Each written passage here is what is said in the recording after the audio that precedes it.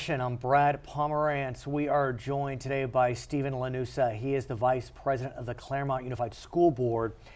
And I want to go back a bit and talk about what's known as Common Core. In California, we call it California State Standards. We adopted those standards in 2015, but it's not as if you turn on the light switch and they're adopted and everything goes.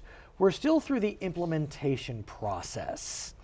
So let's talk about implementation as it relates. Can we start with math? Sure. So where are we in terms of implementing California State Standards as it relates to math? Well, this year was the first year many school districts actually had math curriculum. What does that mean?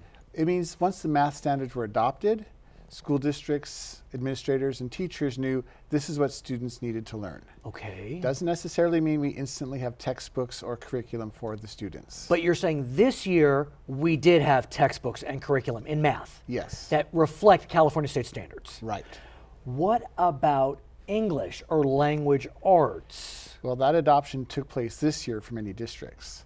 I know that as school board of Claremont and a classroom teacher in Colton, that I got to see several types of curriculum that were being piloted or presented. Right. And so for math, was it statewide, everyone adopted or implemented 16, 17? And for English, it's still going on? Right, but when you say statewide, I know. Statewide means that there's the California Department of Education, which says we have reviewed these curricula. And these textbooks. Right. And they are approved. Right, and then districts choose from the state approved list. So is there a state approved list for language arts? Yes. That went in this year. And this past year, those English programs were piloted. Right, oh, I see. And that way teachers get a chance to see them in action. Okay. And then in most school districts, there's committees of teachers and administrators that look at the curriculum, see what's proposed, compare them side by side, talk to the teachers who piloted them, and do a lot of research into finding the best curriculum to help our students. So we've adopted the Smarter Balanced standardized tests. They've been in place, I guess, for 3 years, but we only have 2 years of reported scores. Right. And I just wonder, there's a lot of panic about how the scores were low, even though they've gone up from 15 to 16. We don't have 17 yet. But is that really fair since we're just getting the curricula and textbooks? Well, anytime there's a change to the standardized testing, the scores always dip from what was being done before. Right. And there's lots of reasons for that, but one of them is teachers were told this is what you need to teach, and it's up to you how to teach it. Now that teachers have state-approved curriculum and district-adopted materials, they now have the how. But what I'm learning from our conversation right now is that each school district can adopt their own curricula textbooks based upon an approved list. How large are these lists? It depends. There was one time when the state adoption for language arts included only 2 publishers. Okay. So you only had a choice between 2. Right now? This year there's more. So,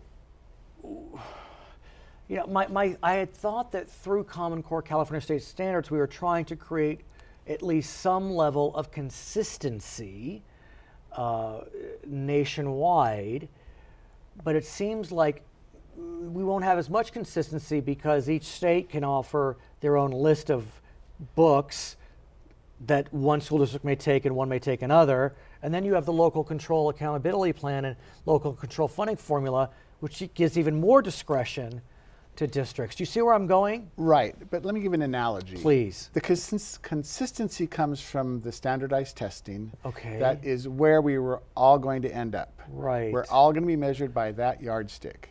How we get there is up to the states and the school districts. We all know where we're going.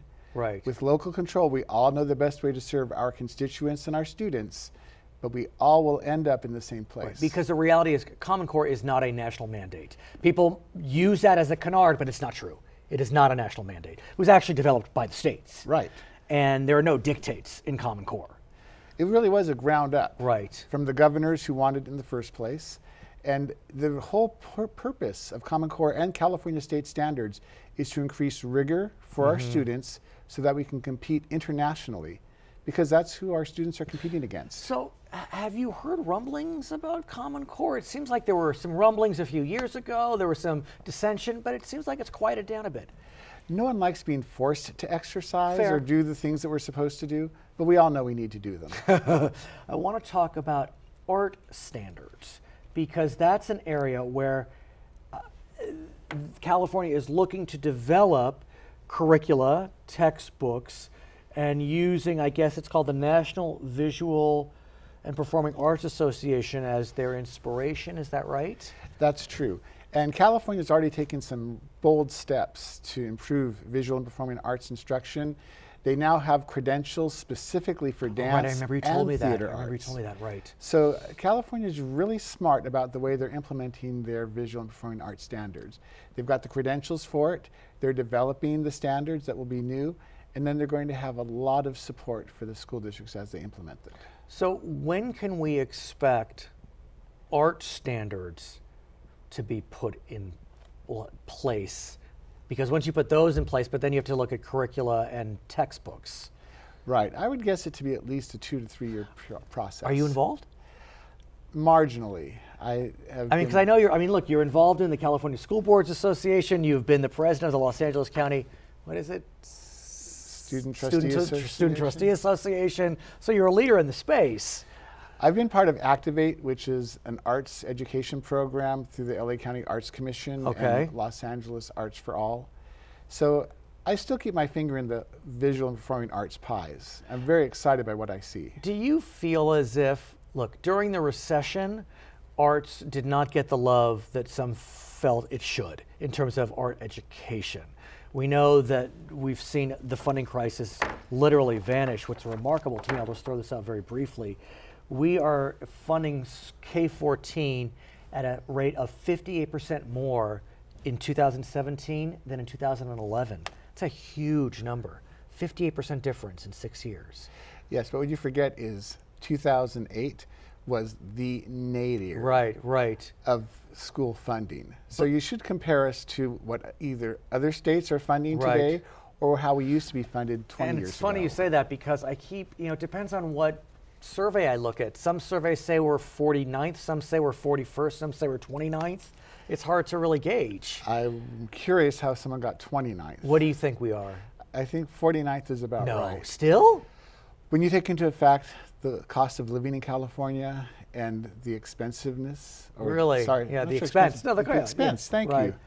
I'm a better math teacher it's all than good, right there, yeah. But that being said, so back to the arts, with these improved funding formulas, is arts education making a comeback? Well, you mentioned the recession. Right. Southern California, our economy is based so much on visual and performing arts. Well stated. That regardless of what's happening nationwide, we as Californians should be absolutely supporting visual and performing arts instruction. But are we, either as a region or a state? Well, as you said in the statistics, even at the most generous 29th, we're still below the median. And that's for a state that, if it was its own country, would be the 8th largest economy in the world. Some say 6th. So I've even heard 5th. So it is a little daunting when you consider those facts. Stephen, I want to thank you for joining us. His name is Stephen Llanusa. He is the Vice President of the Claremont Unified School District, just joined the Board of Delegates, is that how you say it? Delegate Assembly. Of the California School Boards Association. My name is Brad Pomerance, coming to you from the San Gabriel Valley. You're watching us on Local Edition.